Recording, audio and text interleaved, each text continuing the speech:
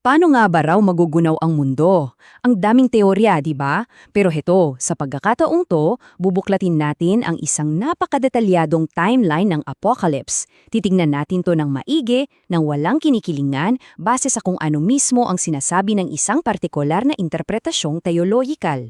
Okay, so ito yung magiging guide natin. Dadaanan natin yung buong kwento mula sa mga unang senyales ng paghuhukom hanggang sa pangako ng isang bagong-bagong simula. Tara, umpisahan na natin.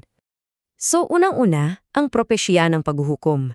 Bago tayo dumiretso sa timeline, mahalaga kasi maintindihan muna natin na may dalawang magkaibang paraan pala ng pagtingin sa katapusan ng mundo.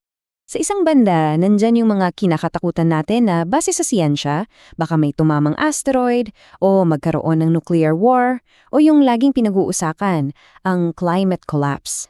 Pero, alam nyo, sa pananaw na sinusuri natin ngayon, ang katapusan, hindi yan aksidente.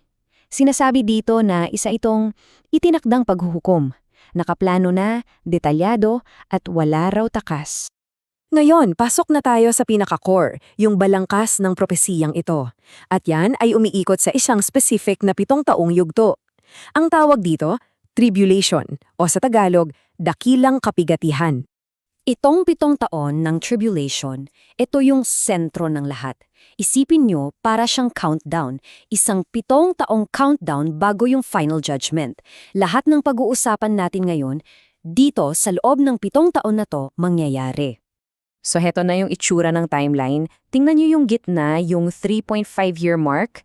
Crucial yan kasi yan yung turning point. Dito na raw magsisimula yung tinatawag nilang woes. Bale, mga matinding sakuna to na parang sign na malapit na talaga ang katapusan. Okay, so bago pa man dumating yung pinakapinal na paghuhukom, sinasabi dito sa source natin na may 2 malawakang sakuna, yung woes nga na unang darating. Yung unang way daw, ito yung panahon ng matinding pag-uusig sa mga mananampalataya. Pero pagkatapos niyan, mas grabe pa yung pangalawang way, isang global nuclear war. Grabe, di ba? Ayon sa interpretasyon, isang 1/3 ng populasyon ng mundo ang mamatay dito. So makikita nyo, paggrabe ng paggrabe yung mga pangyayari, parang build up sa grand finale. And now, dito na tayo sa main event, ang ikatlong woe. Ito na yung climax. At ano ito? Binubuo raw ito ng 7 magkakasunod na paghuhukom na parang ibinubuhos mula sa 7 mangkok galing sa langit, diretso dito sa lupa. Okay, handa na ba kayo? Magsisimula na ang ikatlong woe. Unang mangkok, ibinuhos na. At anong nangyari? Bigla na lang daw, lahat ng taong may tatak ng halimaw ay nagkaroon ng masasakit at mababahong sugat. So hindi to basta-bastang sakit lang ha, sinasabi dito na sobrang targeted nito, talagang pinipili yung mga tatamaan. Okay, next, pangalawang mangkok. Saan naman to? Sa dagat. Ang epekto nito, nakakakilabot. Yung buong karagatan magiging parang dugo raw ng patay. At lahat ng nabubuhay doon, mamamatay. Isipin nyo, mula sa pinakamaliit na isda hanggang sa mga balyena, wala raw matitira. Total devastation para sa marine life. At hindi pa dyan natatapos. Pangatlong mangkok na at tuloy pa rin ang tema ng paghuhukom sa kalikasan. Kung yung dagat naging dugo, ngayon naman lahat ng fresh water, yung mga ilog, mga lawa, mga bukal, lahat yan magiging dugo na rin. So isipin nyo, wala nang malinis na tubig na maiinom. Talagang tinatamaan na yung pinakakailangan ng tao para mabuhay. Okay, pang-apat na parusa. Gayon naman, galing si itaas. Ang gagamiking sandata? Yung araw mismo.